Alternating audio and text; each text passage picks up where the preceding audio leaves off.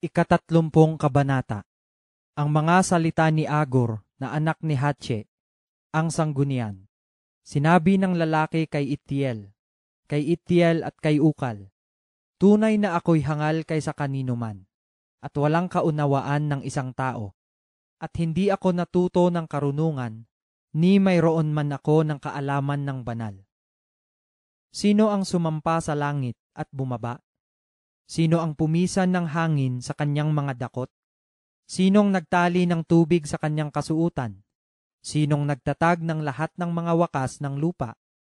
Ano ang kanyang pangalan at ano ang pangalan ng kanyang anak kung iyong nalalaman? Bawat salita ng Diyos ay subok. Siya'y kalasag sa kanila na nanganganlong sa kanya. Huwag kang magdagdag sa kanyang mga salita, baka kanyang sawayin ka at masundan kang sinungaling. 2 bagay ang hiniling ko sa iyo.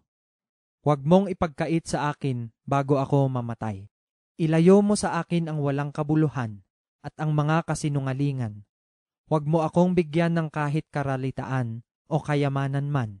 Pakanin mo ako ng pagkain na kailangan ko. Baka ako'y mabusog at magkaila sa iyo at magsabi, sino ang Panginoon? O baka ako'y maging dukha at magnakaw ako at gumamit ng paglapastangan sa pangalan ng aking Diyos. Huwag mong pawikaan ang alipin sa kanyang Panginoon. Baka ka tungayawin niya at ikaw ay maging salarin. May lahi na tumutungayaw sa kanilang ama at hindi pinagpapala ang kanilang ina. May lahi na malinis sa harap ng kanilang sariling mga mata at gayon man ay hindi hugas sa kanilang karumihan. May lahi o pagkamapagmataas ng kanilang mga mata, at ang kanilang mga talukap mata ay nangakataas. May lahi na ang mga ngipin ay parang mga tabak, at ang kanilang mga bagang ay parang mga sundang, upang lamunin ang dukha mula sa lupa, at ang mapagkailangan sa gitna ng mga tao. Ang linga ay may 2 anak na sumisigaw, bigyan mo, bigyan mo. May 3 bagay na kailanman ay hindi nasisiyahan. Oo, 4 na hindi nagsasabi. Siya na ang Sheol at ang baog na bahay bata, ang lupa na hindi napapatiranguhaw ng tubig, at ang apoy na hindi nagsasabi, siya na. Ang mata na tumutuya sa kanyang ama at humahamak ng pagsunod sa kanyang ina. Tutukain ito ng mga uwak sa libis, at kakanin ito ng mga inakay na agila. May 3 bagay na totoong kagilagilalas sa akin. Oo, 4 na hindi ko nalalaman. Ang lipad ng agila sa hangin, ang usad ng ahas sa ibabaw ng mga bato, ang lutang ng sasakyan sa gitna ng dagat, at ang lakad ng lalaki na kasama ng isang dalaga.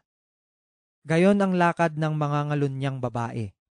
Siya'y kumakain at nagpapahid ng kanyang bibig, at nagsasabi, hindi ako gumawa ng kasamaan. Sa 3 bagay ay nanginginig ang lupa, at sa 4 na hindi niya madala. Sa isang alipin, pagka naghahari, at sa isang mangmang, pagka nabubusog ng pagkain. Sa isang babaeng nakayayamot pagka nag-aasawa, at sa isang aliping babae na nagmamana sa kanyang Panginoong babae. May 4 na bagay na maliit sa lupa, ngunit lubhang mga pantas. Ang mga langgam ay bayang hindi matibay, gayon may nag-iimbak ng kanilang pagkain sa taginit. Ang mga koneho ay hayop na mahina, gayon may nagsisigawa sila ng kanilang mga bahay sa malalaking bato. Ang mga balang ay walang hari, gayon may lumalabas silang lahat na pulu-pulutong. Ang butiki ay tumatangan ng kanyang mga kamay, gayon may nasa mga bahay ng mga hari siya. May 3 bagay na maganda sa kanilang lakad. Oo, 4 na mainam sa lakad.